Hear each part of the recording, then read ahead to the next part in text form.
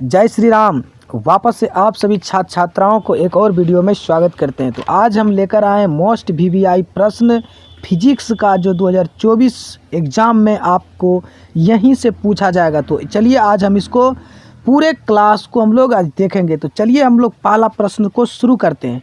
पहला प्रश्न कह रहा है, निम्न में से कौन बायोगैस ईंधन का स्रोत नहीं है? यानी बायोगैस ईंधन का स्रोत नहीं है। तो ऑप्शन ए है लकड़ी, ऑप्शन बी है गोबर गैस, ऑप्शन सी है नाभिकीय ऊर्जा, ऑप्शन डी है कोयला। तो क्या हो जाएगा? ऑप्शन सी नाभिकीय ऊर्जा। तो ऑप्शन सी करेक्ट हो जाएंगे। तो चलिए अगला प्रश्न 2 नंबर प्रश्न का है, ग्लोबल वार्मिंग के लिए उत्तरदायित्व गैस है। ग्लोबल वार्मिंग के लिए उत्तरदायित्व गैस है, तो वो कौन सा गैस है? तो कार्बन डाइऑक्साइड गैस है। तो ऑप्शन सी सही है। तो चलिए अगला प्रश्न, सूर्य तथा अन्य तारों की विशाल ऊर्जा के स्रोत हैं। तो क्या है? नाभिकीय संलयन। ऑप्शन ए करेक्ट है। क्या हो जाएंगे? नाभिकीय संलयन। चलिए अगला प्रश्न कह रहा है, नाभिकीय विखंडन को नियंत्रित करने में प्रयुक्त होता है। तो नियंत्रित करने में प्रयुक्त कौन होता है? तो कौन होता है? कैडमियम का छड़। क्या होता है? ऑप्शन सी करेक्ट है। प्रश्न कह रहा है, किसी नाभिकीय विखंडन में मुक्त ऊर्जा होती है। तो कितना ऊर्जा मुक्त होती है? तो 200 MV होता है। कितना होता है? MVE होता है। कितना होता है? MeV होती है। यानी ऑप्शन सी करेक्ट है। चलिए अगला प्रश्न करें, ऊर्जा का सबसे अधिक प्रत्यक्ष एवं विशाल स्रोत क्या है? तो क्या है? सूर्य। क्या है? सूर्य। ऊर्जा का सबसे अधिक प्रत्यक्ष एवं विशाल स्रोत क्या है? सूर्य। ऑप्शन नंबर सी सही है। चलिए अगला प्रश्न कर रहा है, बॉक्सानुमा और कुकर में 3 से 4 घंटे में अंदर का ताप हो जाता है। तो किसमें होता है? कितना डिग्री होता है? तो 100 डिग्री सेल्सियस से 140 डिग्री सेल्सियस। तो ऑप्शन नंबर बी करेक्ट है। चलिए अगला प्रश्न कर रहा है, पवनों का देश कहा जाता है। तो पवनों का देश किसको बोला जाता है? तो डेनमार्क को बोला जाता है। किसको बोला जाता है? Denmark. Option number C correct है। चलिए अगला प्रश्न कर रहा है, पवन विद्युत जनित्र में पवन की चाल कम से कम कितनी होनी चाहिए? तो कितनी होनी चाहिए? 15 किलोमीटर प्रति घंटा। Option number A. चलिए अगला प्रश्न कह रहा है कि जीवाश्म ईंधन का उदाहरण है। तो जीवाश्म ईंधन का उदाहरण क्या है? कोयला भी है, लकड़ी भी है, गोबर गैस भी है, यानी ये सभी, इनमें से सभी। चलिए अगला प्रश्न 11 कह रहा है कि प्राचीन काल में ऊष्मीय ऊर्जा का सबसे अधिक सामान्य स्रोत क्या है? तो क्या है? लकड़ी है। क्या है? लकड़ी। ऑप्शन नंबर बी करेक्ट है। चलिए अगला प्रश्न, कार्य करने की क्षमता को क्या कहते हैं? तो कार्य करने की क्षमता को ऊर्जा कहते हैं। क्या कहते हैं? ऊर्जा। और कार्य का रासायनिक मात्रा क्या होता है? ऊर्जा होता है। क्या होता है? ऊर्जा। तो चलिए अगला प्रश्न कह रहा है, गोबर गैस एक प्रकार की है। तो क्या है? गोबर गैस क्या है? बायोगैस है। क्या है? बायोगैस। ऑप्शन नंबर बी सही है।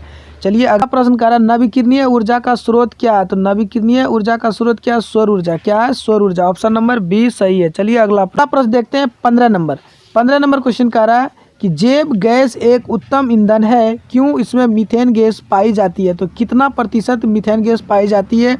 तो 75% मीथेन गैस पाई जाती है। तो ऑप्शन नंबर डी करेक्ट है। तो चलिए अगला प्रश्न कर रहा है, अनवीकरणीय ऊर्जा का स्रोत क्या है? तो अनवीकरणीय ऊर्जा का स्रोत है जीवाश्म ईंधन। ऑप्शन ए सही है। चलिए अगला प्रश्न 17 नंबर कह रहा है कि सौर ऊर्जा को विद्युत ऊर्जा में परिवर्तित करता है। तो कौन करता है? सौर सेल करता है। कौन करता है?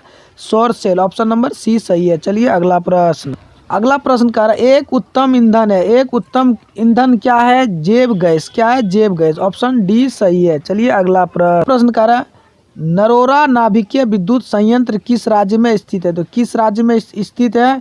तो उत्तर प्रदेश में। किस में? उत्तर प्रदेश। ऑप्शन सी सही है। कि जीवाश्म ईंधन ऊर्जा के हैं। क्या है? अनवीकरणीय स्रोत है। अनवीकरणीय स्रोत है।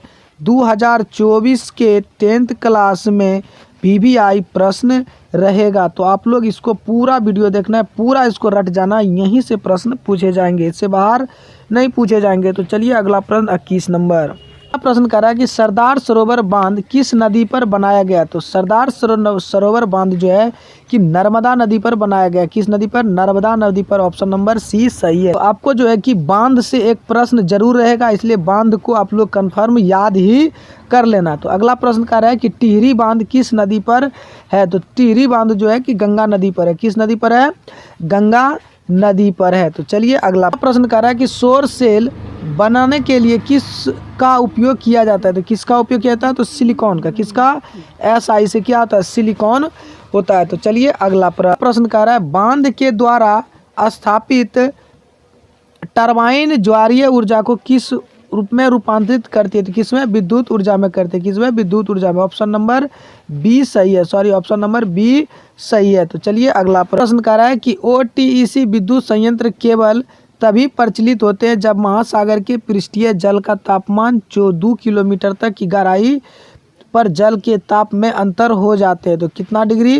तो कितना डिग्री हो जाएगा? 20 degree Celsius. Option number C correct है। चलिए अगला प्रश्न करा, हाइड्रोजन बम किस अभिक्रिया पर आधारित है? तो किस अभिक्रिया पर आधारित है? नाभिकीय संलयन। किससे? नाभिकीय संलयन। ऑप्शन बी करेक्ट है। चलिए ये बहुत महत्वपूर्ण क्वेश्चन है कि तारापुर नाभिकीय विद्युत संयंत्र किस राज्य में स्थित है? तो किस राज्य में स्थित है? तो महाराष्ट्र में। कहाँ है? महाराष्ट्र। ऑप्शन नंबर ए सही। चलिए अगला प्रश्न 29 नंबर है कि राणा प्रताप सागर नाभिकीय विद्युत संयंत्र किस राज्य में स्थित है? तो किस राज्य में स्थित है? तो राजस्थान में। कहाँ है? Rajasthan. Option number D correct. Option number D correct है, राजस्थान। चलिए छात्र छात्राओं, आप सभी का आज का क्लास का आज अंतिम प्रश्न हम लोग देखेंगे। तो इसमें से आप कितना सही किए, कितना गलत किए, आप कमेंट बॉक्स में जवाब देंगे और दोबारा इसको देख लेंगे। यहीं से पूरा क्वेश्चन को पूछा जाएगा। तो आप हमारे सीरीज को ज़रूर देखेंगे और जुड़ जाएंगे हमारे चैनल के साथ इसी तरह से वीडियो देखने के लिए। तो चलिए हम लोग अंतिम प्रश्न करते हैं। कह रहा है कलपक्कम नाभिकीय विद्युत संयंत्र किस राज्य में है? तो किस राज्य में है? तमिलनाडु। ऑप्शन नंबर बी सही है। ऑप्शन नंबर बी करेक्ट है। तो यहाँ से आप हमारे सीरीज को ज़रूर देखेंगे। ये हमारा 8वां सीरीज होगा, साइंस का 8वां सीरीज होगा। इसी तरह से हम सभी विषय का सीरीज ला रहे हैं, आप इस सीरीज से जुड़ जाएंगे। तो चलिए फिर हम लोग मिलते हैं एक नए वीडियो के साथ। तब तक के लिए जय हिंद, जय भारत, जय श्री राम।